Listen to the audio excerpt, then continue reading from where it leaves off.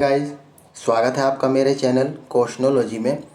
दोस्तों, मैंने अभी एक वीडियो बनाई थी central bank of India RSETI Kota में जो वैकेंसी निकाली गई थी 4 पोस्टों पर, जिसमें फैकल्टी की, वॉचमैन की, गार्डनर की और ऑफिस असिस्टेंट की वैकेंसी थी। वहाँ पर तो मैंने डिटेल में सारी व्याख्या कर दी है कि किस पोस्ट के लिए कितनी वैकेंसी, क्या क्वालिफिकेशन, सैलरी है।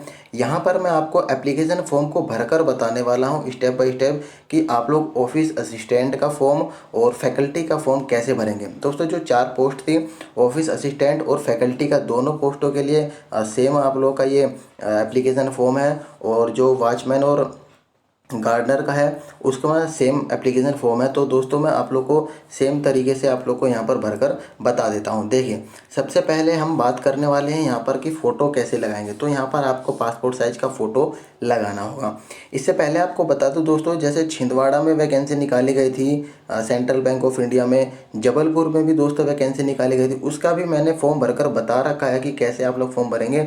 अगर आप लोग उसको भी देखना चाहते हैं तो चैनल पर जाकर जरूर देखना, या आई बटन पर मैं लिंक दे दूंगा, चेकआउट आप लोग जरूर करना। देखिए, सबसे पहले यहाँ आप लोग फोटो लगाएंगे, उसको सिग्नेचर करना होगा। आपको कैसे करना होगा, जैसे मान लीजिए आप लोग का नाम, आपका नाम राहुल है, तो आपको राहुल तो इस तरह से लिखना होगा, ठीक है। आधा नाम आपका एप्लीकेशन फॉर्म के ऊपर आना चाहिए और आधा आपके फ़ोटो पर। अब बात करते हैं दोस्तों, यहाँ पर जो मैंने आपको एड्रेस बताया है उस एड्रेस को यहाँ पर फिल करना होगा, ठीक है। जो मैंने डिटेल में वीडियो बना रखी है ना, उसमें एड्रेस मैंने बताया था, उसी को यहाँ पर फिल करना है। उस वीडियो का लिंक भी दोस्तों मैं इस वीडियो के डिस्क्रिप्शन में ही दे दूंगा। अब सबसे इम्पोर्टेंट बात दोस्तों, जो मैंने उस वीडियो में बताई थी कि यहाँ पर डेट आपको कौन सी मेंशन करनी है, तो जो मैंने आपको बताया था 26 मार्च 2025, इस डेट को ही दोस्तों यहाँ पर मेंशन करना होगा। बहुत सारे कैंडिडेट दोस्तों ये कंफ्यूज होते हैं। ये डेट मैंने आपको बता दी और यूट्यूब पे कोई बता भी नहीं रहा इस चीज़ के बारे में, ठीक है। देखें, फिर यहाँ पर पोस्ट की बात करते हैं कि किस पोस्ट के लिए आप लोग अप्लाई कर रहे हैं। तो ये एप्लीकेशन फॉर्म है दोस्तों ऑफिस असिस्टेंट के लिए, तो यहाँ पर आप लोग ऑफिस असिस्टेंट लिखेंगे। अगर फैकल्टी के लिए अप्लाई कर रहे हैं तो फैकल्टी लिखेंगे, क्योंकि दोनों का ही फॉर्म दोस्तों सेम रहता है। चलिए, अब बात करते हैं कि यहाँ पर क्या लिखेंगे। तो आप लोग को पूरा नाम लिखना होगा। इसके बाद आप लोग को यहाँ पर कोरस्पेंडिंग एड्रेस लिखना होगा। यहाँ पर दोस्तों अगर आप लोग डिसेबिलिटी पर्सन हैं तो यस लिखेंगे, टाइप बताना होगा आपका, और कितने परसेंटेज की डिसेबिलिटी है तो यहाँ पर उसकी परसेंटेज लिखेंगे। अब बात करते हैं दोस्तों यहाँ पर date of birth. Date of birth के तौर पर आप लोग यहाँ पर लिविंग स्कूल सर्टिफिकेट लगाएंगे। यहाँ पर दोस्तों आपको एज बतानी होगी, आप लोग की कितनी एज है, किसके अकॉर्डिंग, 26 मार्च के अकॉर्डिंग दोस्तों यहाँ पर बतानी होगी, ठीक है। चलिए, अब यहाँ पर contact detail, mobile number, landline mobile number, इसको एनए लिख देना आप लोग, यानी कि नॉट एप्लीकेबल। ईमेल आईडी अपनी डाल देना। जेंडर के बारे में बताना यहाँ पर आपको, और नेशनलिटी के बारे में बताएंगे, रिलीजन के बारे में बताएंगे, मैरिटल स्टेटस यहाँ पर यानी कि शादीशुदा है या नहीं आप लोग। फिर इसके बाद दोस्तों अपना फादर का नाम या हस्बैंड का नाम लिखेंगे। परमानेंट एड्रेस, अब दोस्तों देखिए, ये जो परमानेंट एड्रेस था और ऊपर जो कोरोस्पेंडिंग एड्रेस था, वहाँ पर क्या करना है। मान लीजिए आप लोग अगर परमानेंट एड्रेस जो कि आपका आधार कार्ड का है, अगर आप लोग आधार कार्ड वाले एड्रेस पर हैं तो दोनों ही जगह आप लोग को सेम एड्रेस लिखना है। अगर आप लोग आधार कार्ड वाले एड्रेस पर नहीं हैं, कहीं दूसरी जगह हैं, जॉब कर रहे हैं, कोचिंग कर रहे हैं, तो आपको उस जगह का एड्रेस है कोरस्पॉन्डिंग एड्रेस में भरना होगा, ठीक है। चलिए, अब बात करते हैं दोस्तों आगे आपकी है एजुकेशनल क्वालिफिकेशन। तो अगर आप लोगों ने 10th 12th कर रखी है तो यहाँ पर भरेंगे।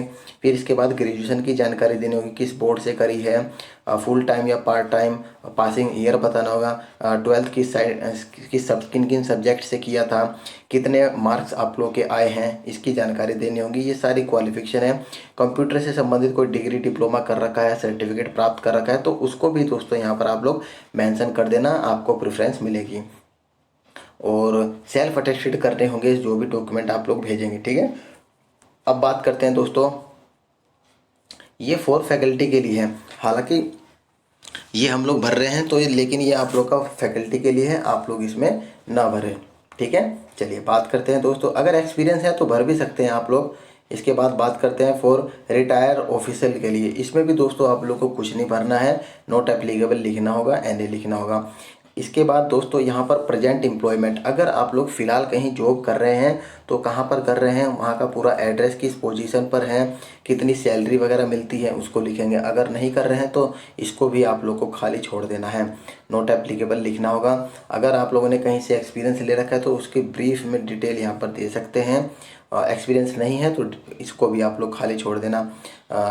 कुछ अचीवमेंट अगर आप लोगों ने प्राप्त कर रखा है तो दोस्तों यहाँ पर डाल सकते हैं। ये फॉर फैकल्टी के लिए दोस्तों केवल है, बाकी छोड़ देंगे इसको। फिर दोस्तों 2 रेफरेंस आप लोग को यहाँ पर देने होंगे, उनका नाम, उनका एड्रेस आप लोग को देना होगा। कोई भी 2 कैंडिडेट दोस्तों जिनको आप लोग जानते हैं लेकिन आप लोग के फैमिली की नहीं होनी चाहिए, ठीक है। चलिए आगे बात करते हैं। लास्ट में रहता है डिक्लेरेशन। डिक्लेरेशन में दोस्तों यहाँ पर जो मैंने आपको डेट बताई है वो डेट लिखनी होगी। यहाँ सिग्नेचर करेंगे, कहाँ किस जगह से आप लोग फॉर्म जमा कर रहे हैं उस जगह का नाम, और कौन सी डेट को आप लोग फॉर्म सबमिट कर रहे हैं, और कौन कौन से डॉक्यूमेंट आप लोगों ने लगाए हैं उसकी सारी जानकारी यहाँ पर आप लोग को फिल करनी होगी, ठीक है। और फिर जैसे मैंने आपको लिफाफा में बताया है ना, उसी तरह से लिफाफे के अंदर भरकर सभी डॉक्यूमेंट्स को फिल करके आपको रजिस्टर्ड पोस्ट के माध्यम से जो मैंने एड्रेस बता रखा है उसी एड्रेस पर आप लोग को फॉर्म को सबमिट कर देना है।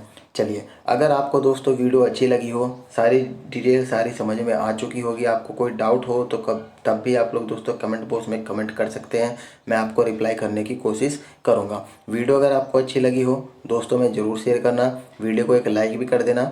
मिलते हैं आपको नेक्स्ट वीडियो में, तब तक के लिए धन्यवाद फ्रेंड्स।